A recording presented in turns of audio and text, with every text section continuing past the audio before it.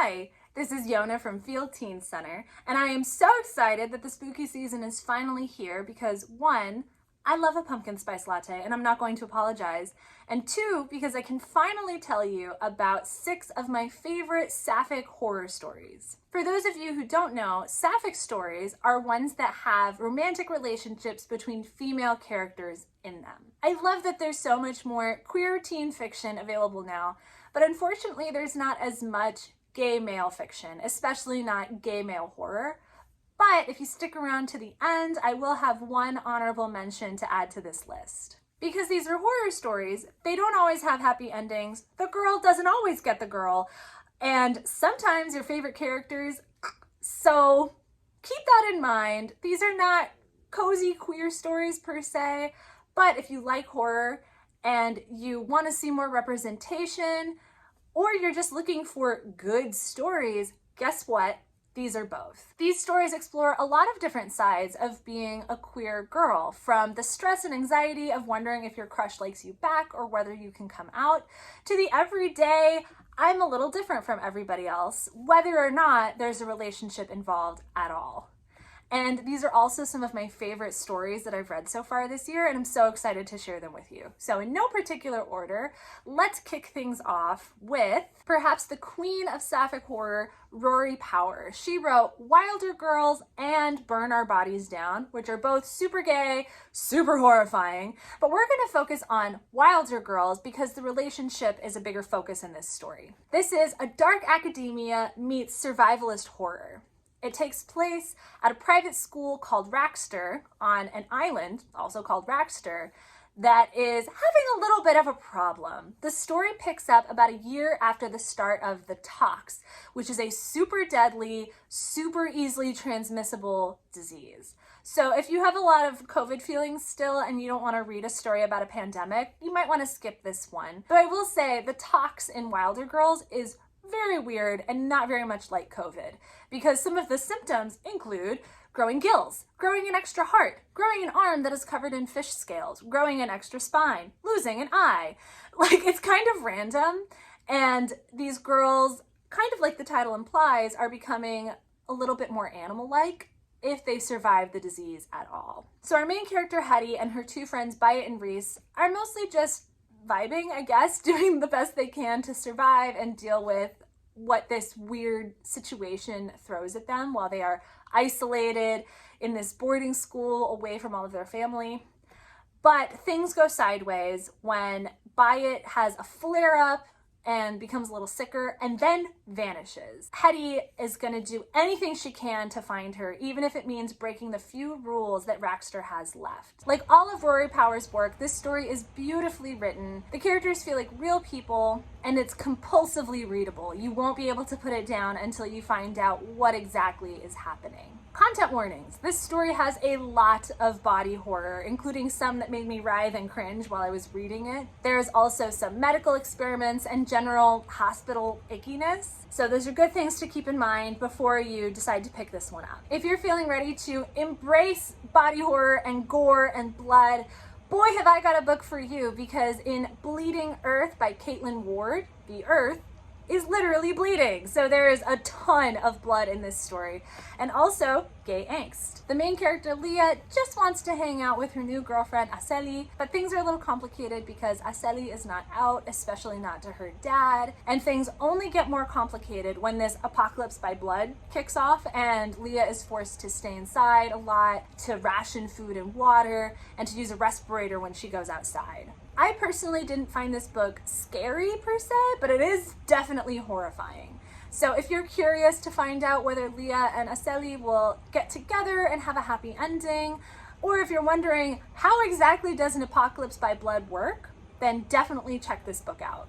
Also in the category of blood, and one of my favorite books that I read this year, is Beyond the Ruby Veil by Mara Fitzgerald and its sequel, Into the Midnight Void. This book has an apocalyptic setting where there is no way to get water at all except by a magical ritual that only one person can do, and she uses her magic to make water from blood. The main character, Emanuela, does not want to be sacrificed to be turned into water, understandably. And she's also just an absolute goblin who's like, I want to make trouble on purpose. So the very first thing she does is to kill the one person who can make water. But don't worry, she's got this. She's the smartest person ever, and she's the most worthy of being alive. So she'll make her own solution by brute force if she has to.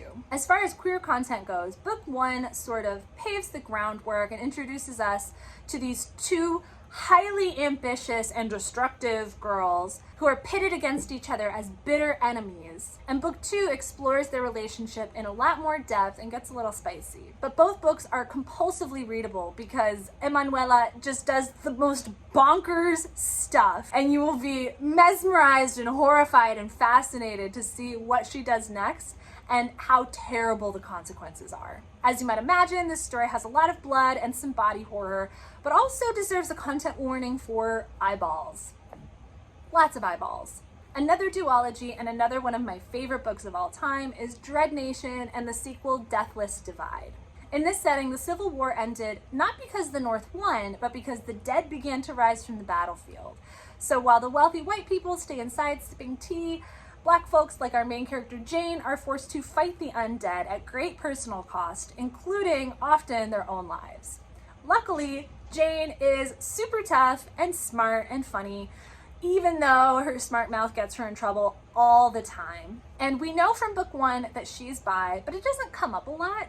There's not a lot of time for romance when you're fighting zombie, it turns out.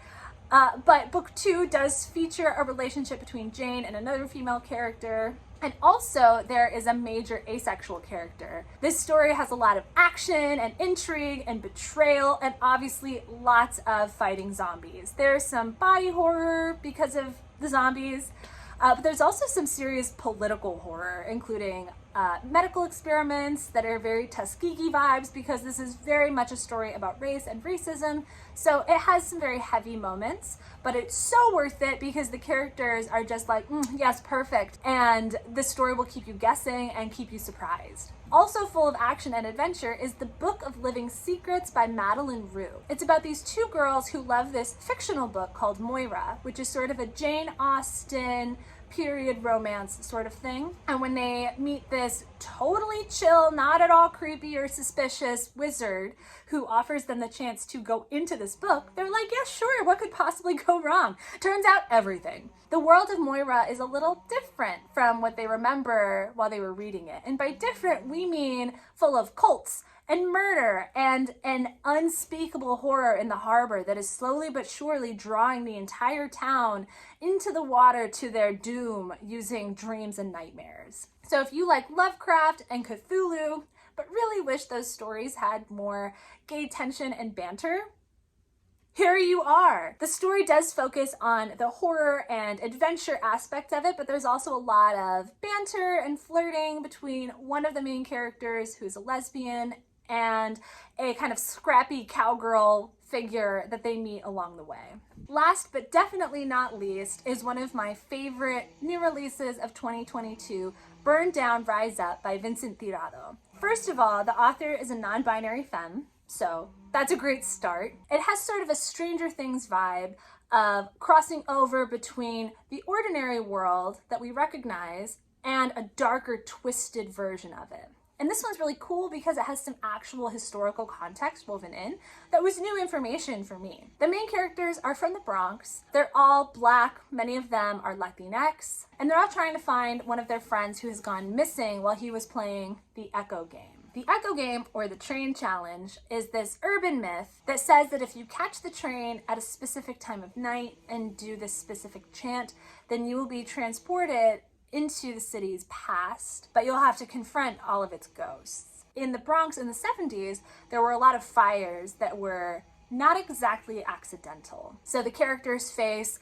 fire and people whose bodies have been charred and are melting. But at the core of this story is the question of whether or not she likes her bath. Literally, the day is saved by queer love. So what more could you want? Like Dreadnation, this story explores real-world themes of race and racism, so it has its heavy moments, but it also has some really kick-ass adventure and fantasy and giant creepy insects. So it definitely has some things that would be super upsetting to some people, but I also thought it was a lot of fun. And it wouldn't be fair to give the girls all the love, so I wanted to give a quick honorable mention to The Taking of Jake Livingston, which is a dark academia story with a little bit of The Sixth Sense sprinkled in. The main character, Jake, can see the dead, and it's usually not a problem. They mostly leave him alone, and he has much bigger problems because he's one of very few Black students at this very prestigious private school, and there's lots of competition until the dead become a problem. This story is queer, and it has a gay-male relationship. Of course, this is just a small sampling of queer YA fiction and of queer YA horror. There are a bunch of stories that I just didn't have time to get to. So definitely get in touch with us and let me know if I should make another video like this one. If you want to tell us about your favorite books or get more book recommendations, you can DM us on Instagram, you can email us, and of course you can always visit us in person at Field Teen Center. We're on the ground floor of Parkway Central Library at 1901 Vine Street in Philadelphia, and we're open Monday through Friday from 1 to 5 p.m.